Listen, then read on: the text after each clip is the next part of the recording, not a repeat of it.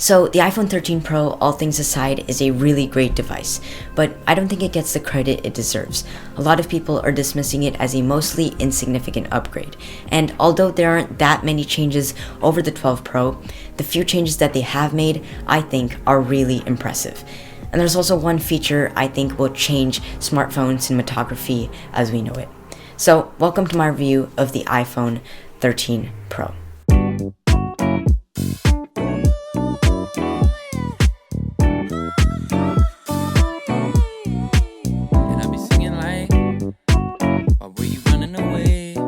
So the three major changes over the 12 Pro are the battery, the cameras, and the display.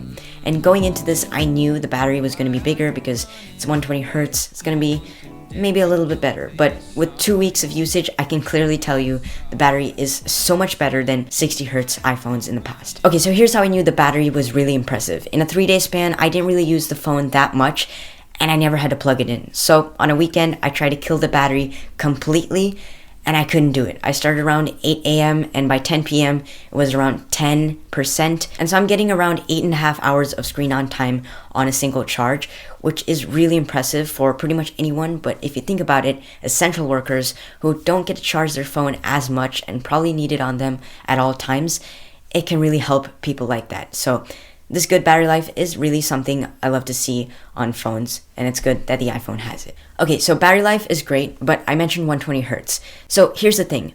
Many iPhone users have never experienced anything above 60 Hz, unless of course they've used the iPad Pro.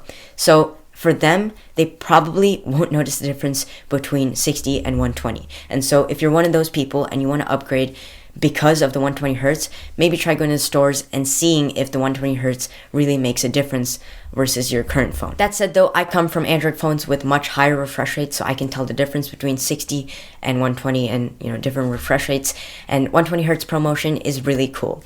ProMotion means that it's adaptive, so it goes down to 10 Hz to save battery life on like when it's idle or on the home screen, and it can ramp up to 90 or 120 when it needs to. So that's a cool technology that's been in other smartphones, but it's now on the iPhone. And also, I mentioned in my impressions video that sort of dilemma with third-party applications where the app wouldn't be fully in 120 Hz. Apple has addressed this, and they've taken actions to make sure everything is universally 120 Hz on iPhones going forward. And so the notch this year is smaller, but I really feel like Apple could have put a little more thought into this notch design because number one, there's nothing new that's done with this smaller notch. The battery icon still doesn't show the battery percentage, which I'm sure could be done because there's people on Twitter who are showing that this is possible. And I'm really hoping they could put out an update to put the battery percentage in the icon, because coming from an Android phone, that's one of the complaints I have, because there's no battery percentage.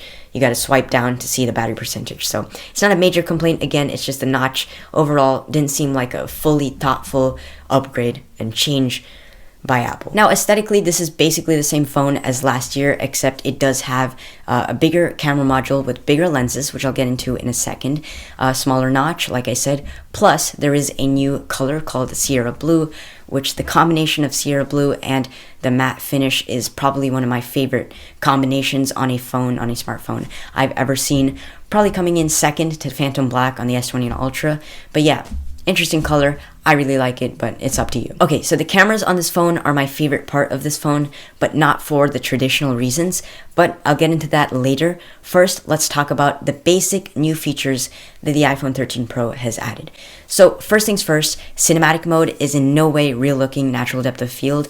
You can adjust the f-stop and you can change the focus in post of the subject, but maybe in a later phase I'd use it, but for now it's really not that cool. Now macro mode is great. It's probably one of the best implementations of this technology in any smartphone we've seen yet. And if you hold the phone stable enough, you get some really great images.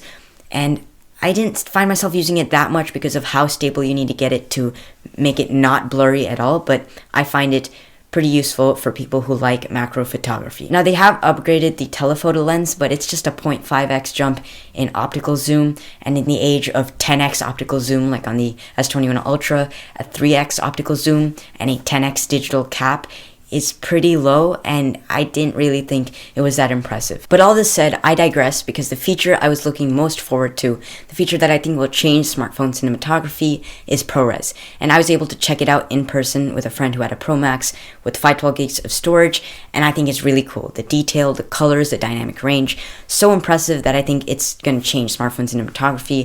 You just take it out and you have a device that can capture something similar to full frame cameras, mirrorless cameras of high level, and it's really cool seeing what can happen going forward. There's a video by Michael Tobin showing this. Even with YouTube compression, it shows you how good the detail is and dynamic range and other stuff. I'll link it in the description. But yeah, basic rundown, it's really cool, and I'm hoping to see ProRes RAW and smaller file sizes on the 14 and 14 Pro. And actually also, ProRes on the 14, so just the regular model. So I say all this to make the point that the iPhone 13 Pro is better and more impressive than most people say it is. And secondly, hopefully this phone can push Android manufacturers to make better phones going forward.